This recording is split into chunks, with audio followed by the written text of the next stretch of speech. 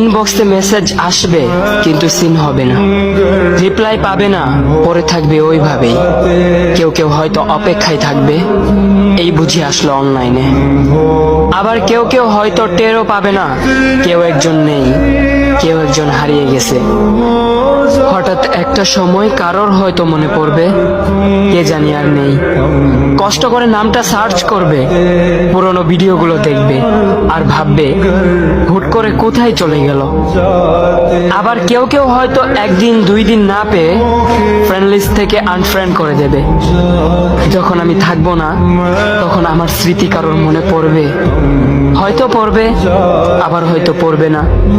তবে হারাতে হবে, হারাতে হয়, হারিয়ে যাওয়াই নিয়ম। পার্থক্য একটাই, কেউ আয়োজন করে হারায় আর কেউ হুট করে হারায়। আমি না হয় হুট করে হারিয়ে যাব।